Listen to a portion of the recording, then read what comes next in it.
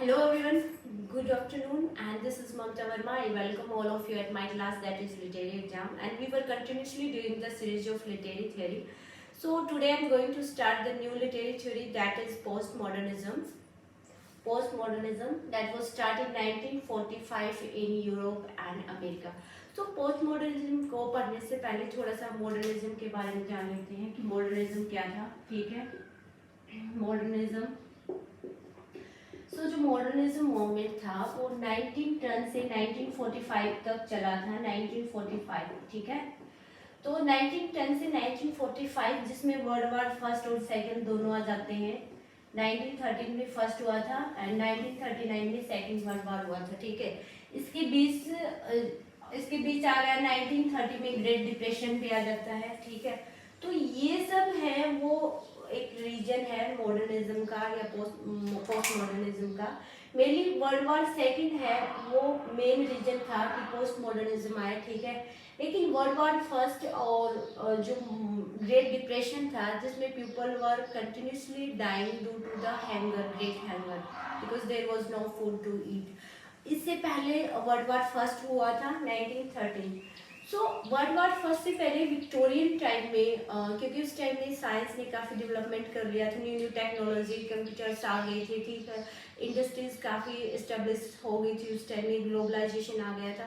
तो we can clearly see the effect of science and technologies in every field like art, culture, music, songs and psychology. ठीक है, every field, हर एक field में हम science और technology का effect देख सकते थे उस टाइम में. तो जो राइटर्स थे उस टाइम के, जो ऑथर और पोइट थे, उनके वर्क में भी ये फैक्ट क्लियरली दिखा मॉडर्निज्म में. जैसे कि टी.एस. इलियट का वेस्टलैंड था उस टाइम में, या जेम्स जॉन्स की यूलिसिस थी, और वर्जीनिया वुल्फ का टू द लाइट हाउसेस था. ये जो वर्क है वो मॉडर्निज्म की ऑल फीचर्स को कंटेन करती है. ठीक है, ये सिंबलाइज है मॉडर्निज्म का. जब इन वर्क को पढ़ेंगे तब हमें मॉडर्निज्म की फीचर्स पता चलेंगे कि उस टाइम में मॉडर्निज्म में कंडीशन कैसी थी. ठीक है, तो जब 1939 हुआ तो ये था पोस्ट मॉडर्निज्म का रीजन कि 1939 में जो काफ़ी ब्लड सड हुआ था, lot of peoples were dying, soldiers were killings. Okay, and the fight between the America and Japan and the incident of the Hiroshima and Nagasaki were also shaken the belief of the peoples on the science. Okay, so people thinks that it is science is the responsible for this destruction because lot of atom bombs, different kind of bombs were used in the fight. Okay, in the wars, and whole the country is distracted by this incident. जो world war second हुआ था उस दिन लोग काफ़ी डर गए थे उस टाइम में. ठीक है, तो पोस्ट मॉडर्निज्म जब आया था तो उसमें जो उसका जो वर्क था, उसमें जो ऑथर लिख रहे थे उस टाइम में, जैसे कि W.H. ओडिन ने एक पोइम लिखी थी. W.H. ओडिन, उनका एक पोइम था 1939 करके, तो वो उसी टाइम में पोस्ट मॉडर्निज्म में लिखा गया था, और जो कि पूरा वर्ल्ड वार पे लिखा गया था. क्या सिचुएशन थी उस टाइम में, ठीक है, कंट्री की क्या हालत थी, कि चारों तरफ कैसे डिस्ट्रक्शन हो रहा था, people were also killing due to hunger, there was no food to eat. Okay, कैसे लोग सफ़र कर रहे थे, कैसे डिफरेंट कम्युनिटीज़ हैं वो मिल गई थी, एक हो गई थी यूरोप में. ठीक है, डिफरेंट कल्चर के लोग कैसे यूरोप में एक ही जगह इकट्ठा हो गए थे ड्यू टू वर्ल्ड वार. ये सब चीज़ है वो उस टाइम में पोस्ट मॉडर्निज्म का रीजन थी. ठीक है, तो कैसे राइटर उस टाइम में लिख क्या रहे थे, कौन सा सब्जेक्ट कंटेंट था उसका पोस्ट मॉडर्निज्म में. तो मेनली यहाँ तीनों चार जो फीचर्स हैं वो पोस्ट मॉडर्निज्म की है. फर्स्ट है मेटाफिक्शन,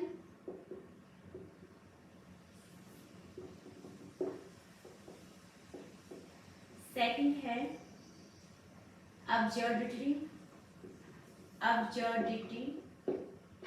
थर्ड है इंटरटेक्चुअलिटी.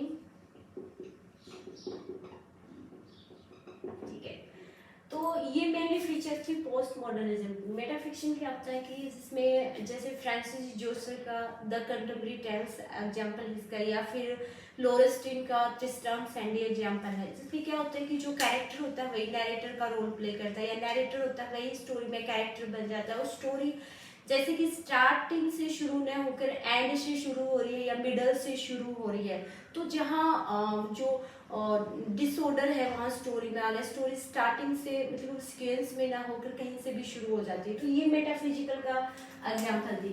तो जोफ्री चौसर का था द कंटेम्पररी टेल्स और ट्रिस्ट्राम सैंडी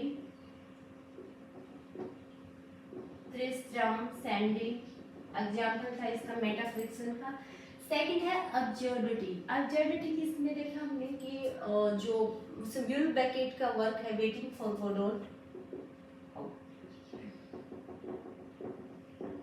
फॉर गोडोट, ओके, ये एग्जाम्पल था अब्सर्डिटी क्या था कि एमलेस कुछ भी लोग वर्क किए जा रहे हैं, जैसे कि वो गोडोट का वेट कर रहे थे, ठीक है, उनके पास करने को कुछ नहीं था, इवन उन्होंने कभी गोडोट को देखा भी नहीं था, फिर भी वो एक ही जगह एक ही रास्ते पर डेली एक ही एक्टिविटीज दिखाई जाती थी उस प्ले में, ठीक है। दोनों व्लादिमीर नाबोकोव दोनों खड़े थे वहाँ, ठीक है, वेट कर रहे थे कि एक दिन गोडोट आएगा, तो ऐसे ही उनके पास करने के लिए कुछ एम नहीं था, वो एमलेस एक्टिविटीज कर रहे थे उस टाइम में। तो ये अब्सर्डिटी का एग्जाम्पल था। इंटरटेक्चुअलिटी क्या होता है कि जब ऑथर या कोई भी पोइट है वो कुछ भी वर्क लिख रहा है उसमें, तो किसी अन्य वर्क से उसकी लाइन उठा लिया, कोई पैराग्राफ या कोई जो फेमस कोटेशन होती है उसको एज इट इज उठा के अपने वर्क में लिख देते हैं, उसको रेफरेंस बोलते हैं, ठीक है, कि दूसरे वर्क से कोई भी कोटेशन या पैराग्राफ उठा के एज इट इज अपने वर्क में उसको चिपका देना, दैट इज रेफरेंस। तो ये रेफरेंस होता है उस टाइम में। हम जैसे कि टीएस इलियट का वेस्टलैंड था, वेस्टलैंड, ठीक है। So Wasteland one of the best example of reference या इंटरटेक्चुअलिटी, ठीक है। जब हम वेस्टलैंड को पढ़ेंगे तो उसमें बहुत सारे ऑथर्स से या क्लासिकल राइटर्स से बहुत सारे रेफरेंस हमें देखने को मिलेंगे। आप जब वेस्टलैंड को पढ़ेंगे तो आप इजीली पहचान सकते हैं। तो ये मेन फीचर्स थी पोस्ट मॉडर्निज्म का, ठीक है। तो जो राइटर थे, जो ऑथर थे उस टाइम के, वो इन पे अपना वर्क है वो लिख रहे थे। तो पोस्ट मॉडर्निज्म जो थ्योरी हम पढ़ेंगे उसमें मेनली 4 लिटरेरी क्रिटिक आते हैं, ठीक है, जिनका वर्क एग्जाम में आता है, जिन्होंने कॉन्सेप्ट दिया है। सो फर्स्ट है इसमें जूलिया क्रिस्टेवा,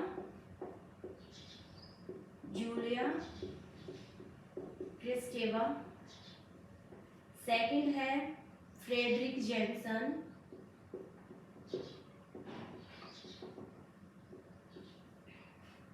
थर्ड है जीन बॉड्रिलॉर्ड,